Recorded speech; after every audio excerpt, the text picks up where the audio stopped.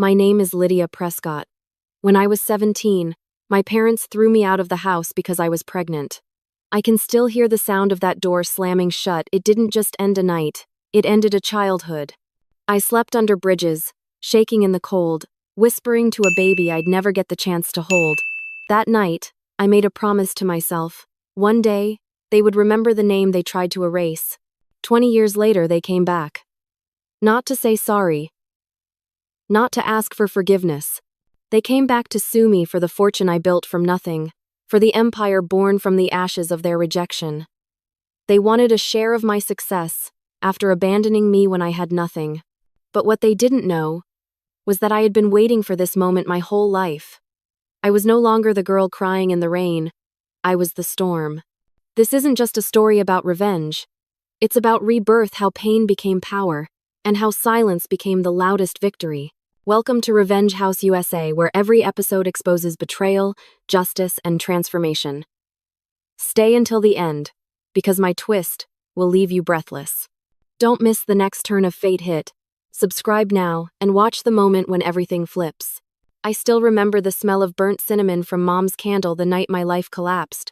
Our house in Portland was silent, too silent, when I walked in holding that tiny stick with 2 pink lines. Dad sat at the kitchen table, scrolling through real estate listings like nothing mattered.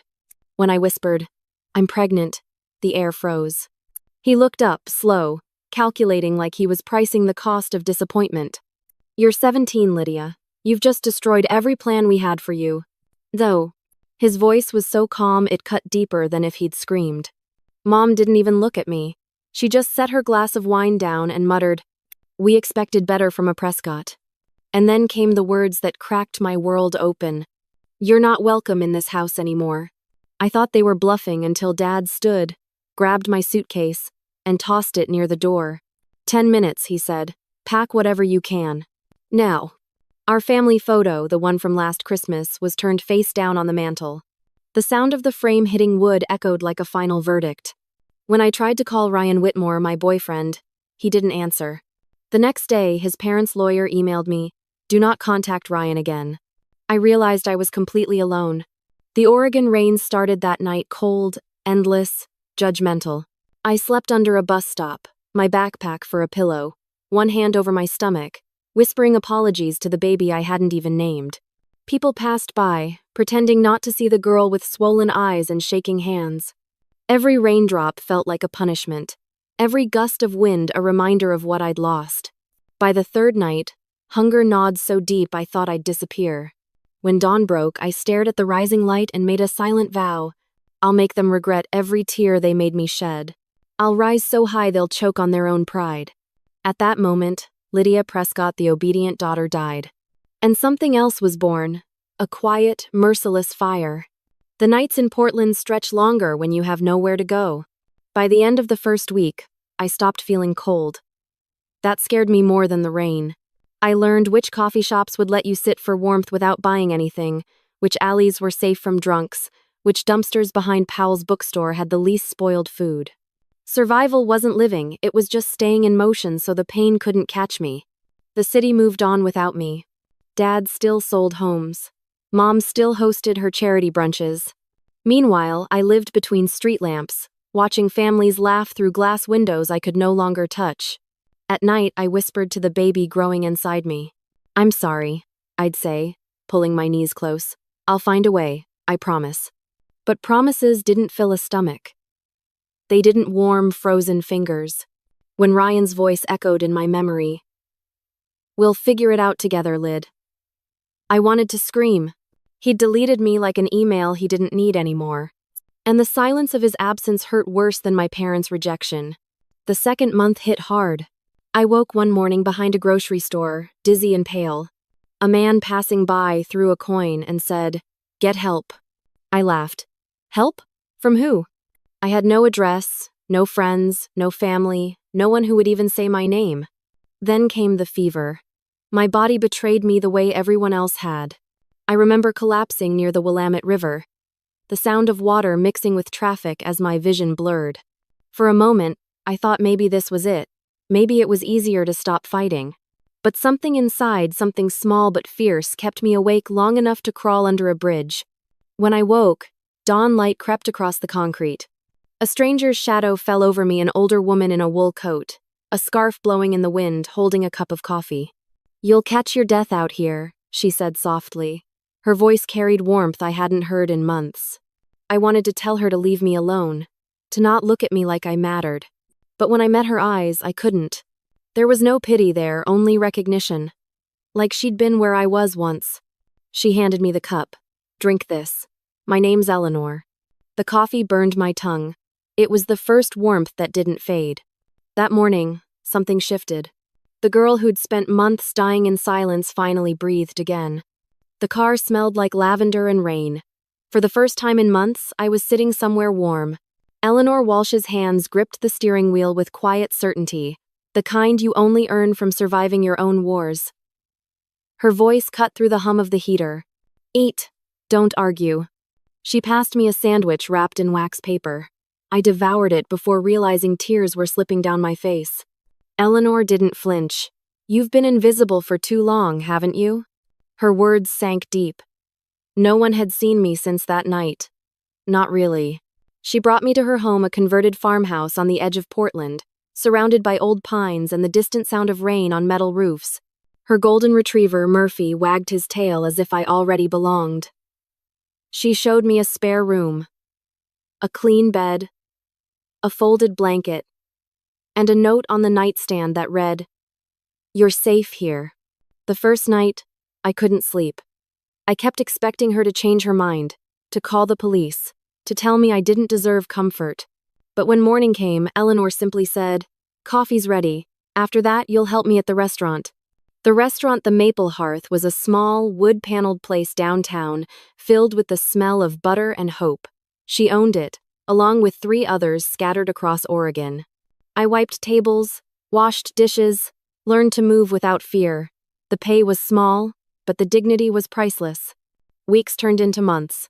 Eleanor began teaching me things beyond survival. How to read people. How to turn cruelty into motivation. "You don't fight fire with tears, Lydia," she said one night as we closed the register. "You build a fire bigger than theirs and control it." That sentence stayed with me. She taught me business profits, costs, contracts, but beneath every lesson was something deeper. Strategy, restraint, patience. "Never rush revenge," she'd warn, stirring her tea. "The longer they think you're broken, the easier they are to break." I absorbed everything. I learned how to dress like confidence even when I had none. I stopped trembling when men raised their voices. I started saving money, first $20, then $200, then enough to stand on my own feet again. One evening, she handed me a silver locket. Inside was a quote carved in tiny script: "Rise quietly, then roar." Her eyes softened. "You remind me of someone I used to be, Ma." That night, as rain tapped the window, I realized Eleanor Walsh hadn't just saved my life, she was building a new version of me. The girl who once begged for love was learning how to build an empire from the ashes of rejection. And somewhere deep inside, beneath gratitude and calm, a new emotion began to stir again, cold, focused, and waiting. Eleanor's lessons didn't come from books. They came from scars. Every morning at the Maple Hearth, she'd test me not with numbers, but with people. "See that couple?" she'd whisper as she wiped the counter. "He's lying about something. Watch her hands." I learned how to read micro-expressions: guilt, greed, fear, like a second language. At night, she'd open her ledger and show me the business behind survival. Supply chains, inventory, payrolls. "Money," she said once, "isn't just power, it's silence. It lets you walk away without explaining a damn thing." That line stuck to my bones. By the time spring arrived, I wasn't the trembling girl who'd slept under bridges. I was sharper, deliberate, controlled. Eleanor promoted me to assistant manager, and for the first time, I signed my name on a payroll form without shame. She introduced me to her attorney, Caleb Monroe, a man in his early 40s with a dry wit and the calm eyes of someone who'd seen too much. "You'll need a legal backbone if you ever plan to own anything," Eleanor told me. "Caleb's one of the few who won't talk when it matters most." Over late-night coffee meetings, Caleb explained trusts, property rights, and loopholes in inheritance law. It felt oddly comforting learning how to protect something I didn't yet have. Meanwhile, I met Lena Ortiz, an IT specialist who handled Eleanor's digital systems.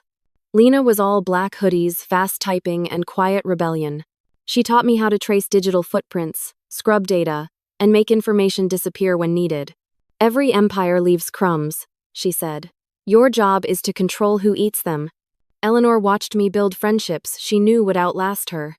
She never said it out loud, but I could see it in her smile. She was training me for something bigger than survival.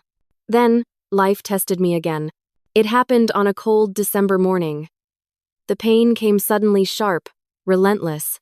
By the time Caleb got me to the hospital, it was too late. The baby I'd carried through those months of hunger and fear was gone. I stared at the ceiling tiles, numb. The doctors murmured condolences. I heard none of them. All I could think was my parents had killed my first child the night they threw me out. Eleanor sat beside me bed, holding my hand. Her voice was low but steady. You lost something precious, she said, but don't lose yourself again. You'll build something greater in your own image. It took weeks to stand again. But when I did, I wasn't the same. I was steel under skin. Eleanor helped me file adoption papers for a baby boy named Noah, abandoned at a shelter outside Salem. When I held him, his tiny fingers wrapped around mine like a promise. I whispered, "You'll never be alone like I was." From that day forward, Lydia Prescott was no longer the victim. She was a woman rebuilding her world brick by calculated brick. And every lesson Eleanor had ever taught me was about to become the foundation for an empire no one could touch. Years blurred into something steady. The ache faded, replaced by quiet precision. By her late 20s, Lydia Prescott was no longer the lost girl under the bridge. She was a name whispered in Portland's business circles.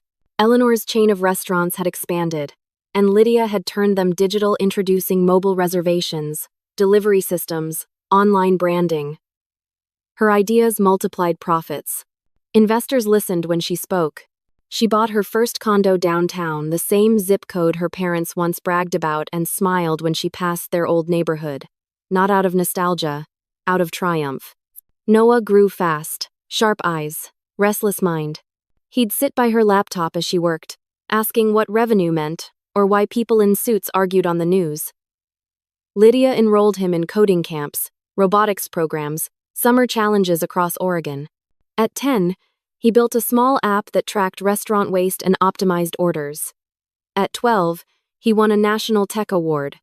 Reporters called him the Oregon prodigy redefining restaurant tech. And Lydia? She stood behind the camera, watching the boy who bore her last name shine brighter than anyone she'd ever known. But fame travels fast and greed travels faster. One evening, while scrolling through business articles, Lydia froze. A headline read, "Local genius Noah Prescott partners with Innovent Group, the company owned by her parents." Her pulse slowed. It wasn't true, of course, but it meant they'd noticed him. Days later, a sleek envelope arrived at her office. Inside, a letter from Patrick and Elaine Prescott, her parents, cloaked in false affection. "We'd love to reconnect. Noah deserves to know his family." Family. The word tasted bitter. She showed it to Lena, her IT expert, who raised an eyebrow. "Want me to trace their digital trail?" Lydia smiled. Every click, every email. Within a week, Lena uncovered searches from her parents' IP address. Grandparent rights, Oregon. Claiming inheritance through grandchildren. And legal reconnection for family estates. They weren't seeking forgiveness. They were seeking leverage. Lydia crafted her plan like Eleanor had taught her, slow, surgical, silent. She sent a carefully worded reply. "It's been a long time. I'm open to talking." Then waited. She let her tone tremble in calls, her handwriting wobble in notes. To them, she appeared vulnerable, regretful, ready to reconcile. Each emotional bait drew them closer. Meanwhile, Lena's servers recorded everything, every text, call, and financial transfer tied to the Prescott's plan. Caleb reviewed Oregon's inheritance statutes, preparing airtight trusts that would collapse any false claim. Her parents thought they were reeling her in. They didn't realize they were walking straight into her web. Then came Ryan Whitmore, the ghost from high school, now broke, desperate, and conveniently back in town. His voice message arrived one night. "Lyd, your parents reached out. Maybe it's time we talk, for Noah's sake." For Noah's sake. The irony almost made her laugh. Lydia stared out the penthouse window as rain streaked the glass. Portland's skyline glittered beneath the storm, reflections shifting like ghosts. She whispered, "You all had your chance." The trap was set. And this time, when the door slammed, she'd be the one holding the handle. The letter arrived on a Tuesday morning, printed on thick paper that reeked of entitlement. The Prescott family seal glared up at me, that same embossed crest Dad once said stood for legacy. Now it stood for greed. The document inside was worse than I imagined. A lawsuit, filed under grandparent visitation rights and familial financial interest. In simple terms, they were suing me for access to Noah and a portion of my company's profits. The audacity almost made me laugh. Almost. Caleb Monroe, my attorney, read through the pages without blinking. "They're citing emotional harm and family restoration clauses," he said. "Classic manipulation. They want to push you into negotiation, force you to settle." I leaned back, voice calm. "Then let's give them exactly what they want." He smiled, the kind of smile that hides strategy. "You already have a plan, don't you?" Of course I did. For weeks, Lena Ortiz had been tracking their emails. Every browser history, every encrypted chat. She'd uncovered secret conversations between my parents and Ryan Whitmore, the same boy who left me under the rain 15 years ago. They'd promised him a share of my inheritance if he helped reopen family ties. One message from Dad read, "Play her emotions. Mention the boy. She'll fold." They didn't know I'd been reading every word in real time. So I played along. I met Ryan at a coffee shop on the east side neutral ground. He looked older, hollow behind a salesman's smile. "You look different," he said. I sipped my latte. "I am different." He leaned forward. "Your parents just want to be part of Noah's life. He deserves to know where he comes from." I set my cup down. "He knows where he comes from, a woman who didn't quit." He flinched. The old Ryan would have argued. The new one checked his phone, probably updating my parents like a good little informant. That night, I sent Lena a single text. "They've taken the bait." Within days, their activity spiked. Late-night calls between Ryan and Patrick Prescott. Encrypted messages about splitting potential settlements. Lena archived everything.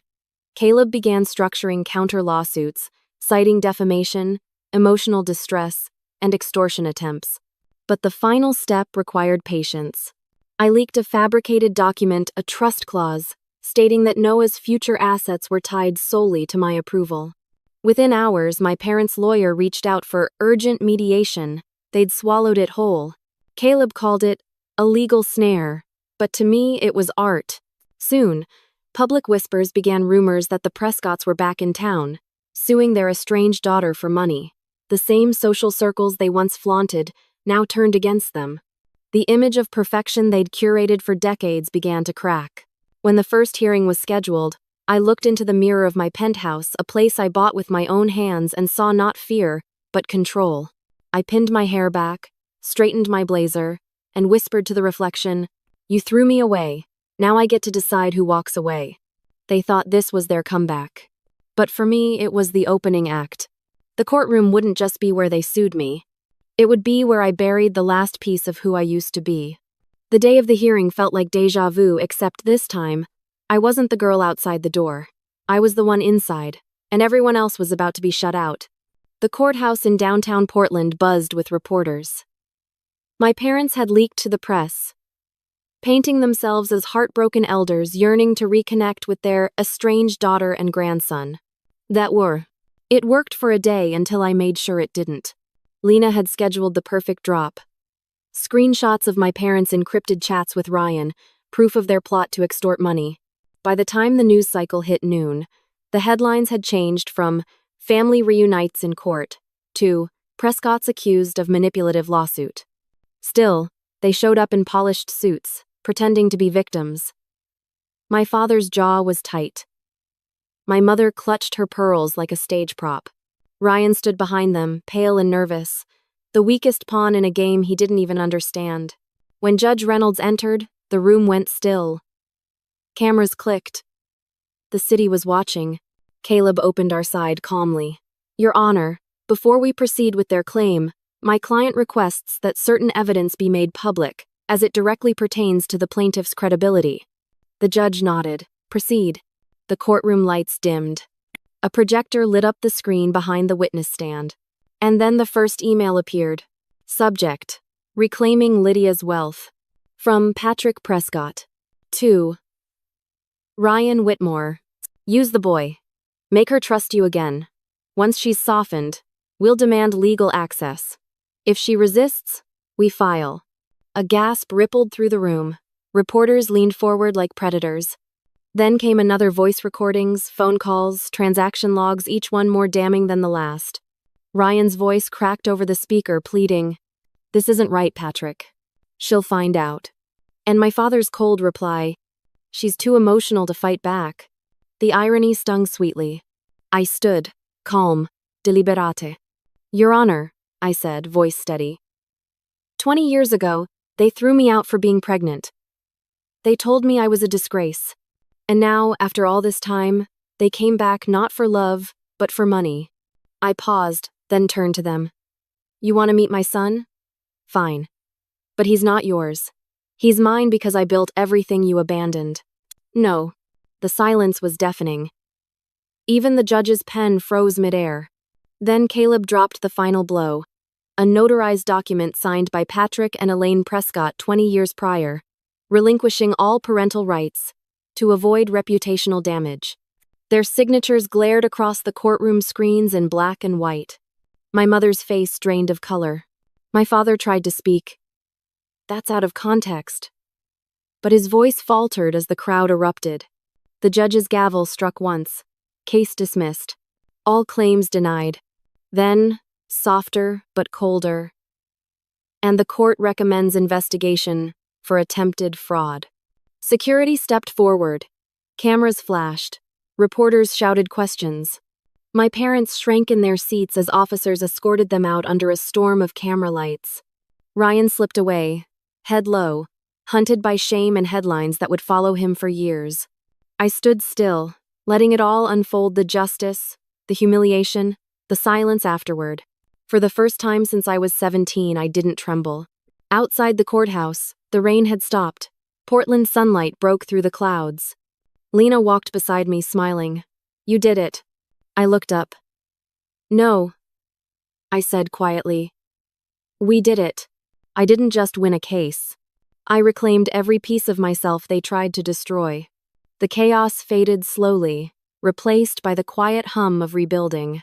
Portland's skyline glittered beneath spring sunlight, and for the first time in years, I looked at it without feeling haunted.